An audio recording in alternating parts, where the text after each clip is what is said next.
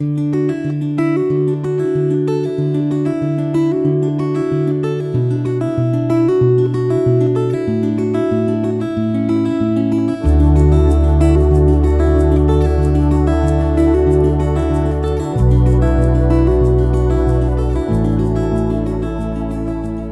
reading begins in Numbers, chapter 11, starting in verse 24. Moses went out and told the people the Lord's words, and he gathered 70 men of the elders of the people and set them around the tent. The Lord came down in the cloud and spoke to him, and took of the Spirit that was on him, and put it on the 70 elders. When the Spirit rested on them, they prophesied, but they did so no more. But 2 men remained in the camp. The name of one was Eldad, and the name of the other Medad, and the Spirit rested on them. They were of those who were written, but had not gone out to the tent, and they prophesied in the camp. A young man ran and told Moses, and said, Eldad and Medad are prophesying in the camp. Joshua the son of Nun, the servant of Moses, one of his chosen men, answered, My lord Moses, forbid them.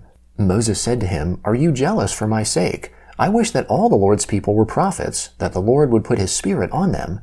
Moses went into the camp, he and the elders of Israel. A wind from the Lord went out and brought quails from the sea, and let them fall by the camp, about a day's journey on this side, and a day's journey on the other side, around the camp, and about 2 cubits above the surface of the earth. The people rose up all that day, and all of that night, and all the next day, and gathered the quails. He who gathered least gathered 10 homers, and they spread them all out for themselves around the camp. While the meat was still between their teeth, before it was chewed, the Lord's anger burned against the people, and the Lord struck the people with a very great plague. The name of that place was called Kibroth Hattaavah, because there they buried the people who lusted. From Kibroth Hattaavah the people traveled to Hazeroth, and they stayed at Hazeroth. Miriam and Aaron spoke against Moses because of the Cushite woman whom he had married, for he had married a Cushite woman. They said, Has the Lord indeed spoken only with Moses? Hasn't he spoken also with us? And the Lord heard it. Now the man Moses was very humble, more than all the men who were on the surface of the earth. The Lord spoke suddenly to Moses, to Aaron, and to Miriam, You 3 come out to the tent of meeting. The 3 of them came out. The Lord came down in a pillar of cloud, and stood at the door of the tent, and called Aaron and Miriam, and they both came forward. He said, Now hear my words. If there is a prophet amongst you, I, the Lord, will make myself known to him in a vision. I will speak with him in a dream.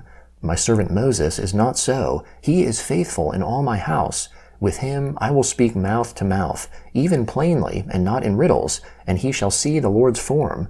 Why then were you not afraid to speak against my servant, against Moses? The Lord's anger burned against them, and he departed. The cloud departed from over the tent, and behold, Miriam was leprous, as white as snow. Aaron looked at Miriam, and behold, she was leprous. Aaron said to Moses, Oh, my Lord, please don't count this sin against us, in which we have done foolishly, and in which we have sinned. Let her not, I pray, be as one of the dead, of whom the flesh is half consumed when he comes out of his mother's womb. Moses cried to the Lord, saying, Heal her, Lord, I beg you. The Lord said to Moses, If her father had but spit in her face, shouldn't she be ashamed 7 days? Let her be shut up outside of the camp 7 days, and after that she shall be brought in again. Miriam was shut up outside of the camp 7 days, and the people didn't travel until Miriam was brought in again. Afterward the people traveled from Hazeroth, and encamped in the wilderness of Paran. The Lord spoke to Moses, saying, Send men, that they may spy out the land of Canaan, which I give to the children of Israel. Of every tribe of their fathers you shall send a man, every one a prince amongst them. Moses sent them from the wilderness of Paran, according to the commandment of the Lord. All of them were men who were heads of the children of Israel. These were their names. Of the tribe of Reuben, Shammua the son of Zaccur. Of the tribe of Simeon, Shaphat the son of Hori. Of the tribe of Judah, Caleb the son of Jephunneh. Of the tribe of Issachar, Igal the son of Joseph. Of the tribe of Ephraim, Hoshea the son of Nun. Of the tribe of Benjamin, Palti the son of Raphu. Of the tribe of Zebulun, Gaddiel the son of Sodi. Of the tribe of Joseph, of the tribe of Manasseh, Gadi the son of Susi. Of the tribe of Dan, Amiel the son of Gemali. Of the tribe of Asher, Sethur the son of Michael. Of the tribe of Naphtali, Nabi the son of Vophsi. Of the tribe of Gad, Geuel the son of Maki. These are the names of the men whom Moses sent to spy out the land. Moses called Hoshea the son of Nun Joshua. Moses sent them to spy out the land of Canaan, and said to them, Go up this way by the south, and go up into the hill country. See the land, what it is, and the people who dwell therein, whether they are strong or weak, whether they are few or many, and what the land is that they dwell in, whether it is good or bad, and what cities they are that they dwell in, whether in camps or in strongholds, and what the land is, whether it is fertile or poor, whether there is wood therein or not. Be courageous, and bring some of the fruit of the land. Now the time was the time of the first ripe grapes. So they went up and spied out the land from the wilderness of Zin to Rehob, to the entrance of Hamath. They went up by the south, and came to Hebron, and Ahiman, Sheshai, and Talmai, the children of Anak, were there. Now Hebron was built 7 years before Zon in Egypt. They came to the valley of Eshcol, and cut down from there a branch with one cluster of grapes, and they bore it on a staff between two. They also brought some of the pomegranates and figs. That place was called the Valley of Eshcol, because of the cluster which the children of Israel cut down from there. They returned from spying out the land at the end of 40 days. They went and came to Moses, to Aaron, and to all the congregation of the children of Israel, to the wilderness of Paran, to Kadesh, and brought back word to them and to all the congregation. They showed them the fruit of the land. They told him, and said, We came to the land where you sent us. Surely it flows with milk and honey, and this is its fruit. However, the people who dwell in the land are strong, and the cities are fortified and very large. Moreover, we saw the children of Anak there. Amalek dwells in the land of the south. The Hittite, the Jebusite, and the Amorite dwell in the hill country. The Canaanite dwells by the sea, and along the side of the Jordan. Caleb stilled the people before Moses, and said, Let's go up at once and possess it, for we are well able to overcome it. But the men who went up with him said, We aren't able to go up against the people, for they are stronger than we. They brought up an evil report of the land which they had spied out to the children of Israel, saying, The land, through which we have gone to spy it out, is a land that eats up its inhabitants, and all the people who we saw in it are men of great stature. There we saw the Nephilim, the sons of Anak, who come from the Nephilim. We were in our own sight as grasshoppers, and so we were in their sight. The Gospel of Mark, chapter 14, beginning in verse 22. As they were eating, Jesus took bread, and when he had blessed it, he broke it and gave it to them, and said, Take, eat, this is my body. He took the cup, and when he had given thanks, he gave to them. They all drank of it. He said to them, This is my blood of the new covenant, which is poured out for many. Most certainly I tell you, I will no more drink of the fruit of the vine until that day when I drink it anew in God's kingdom. When they had sung a hymn, they went out to the Mount of Olives. Jesus said to them, All of you will be made to stumble because of me tonight, for it is written, I will strike the shepherd, and the sheep will be scattered.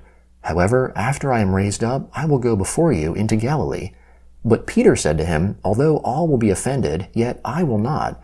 Jesus said to him, Most certainly I tell you that you today, even this night, before the rooster crows twice, you will deny me 3 times.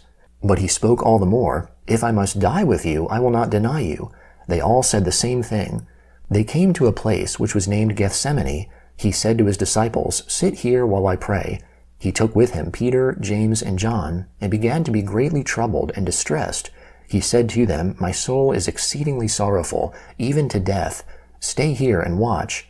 He went forward a little, and fell on the ground, and prayed that if it were possible, the hour might pass away from him. He said, Abba, Father, all things are possible to you. Please remove this cup from me. However, not what I desire, but what you desire. He came and found them sleeping, and said to Peter, Simon, are you sleeping? Couldn't you watch 1 hour?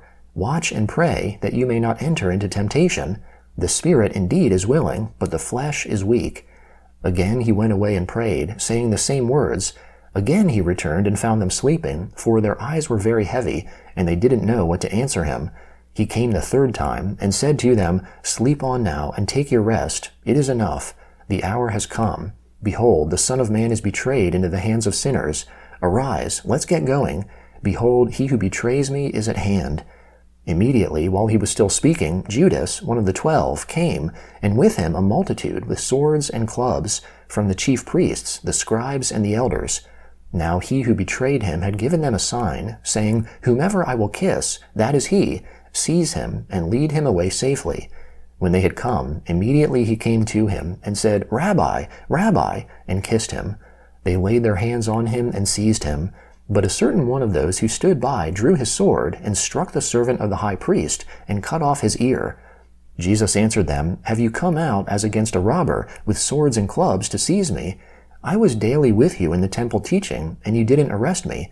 But this is so that the scriptures might be fulfilled." They all left him and fled. A certain young man followed him, having a linen cloth thrown around himself over his naked body. The young men grabbed him, but he left the linen cloth and fled from them naked. Psalm 52, beginning in verse 1. Why do you boast of mischief, mighty man?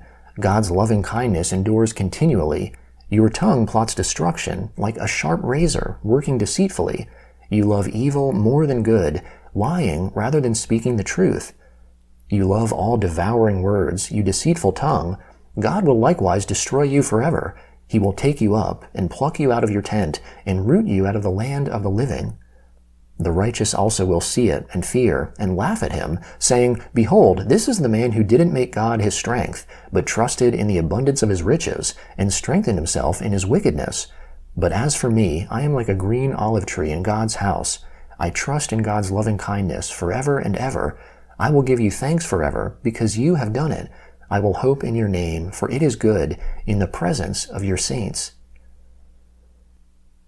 Proverbs chapter 11, beginning in verse 1.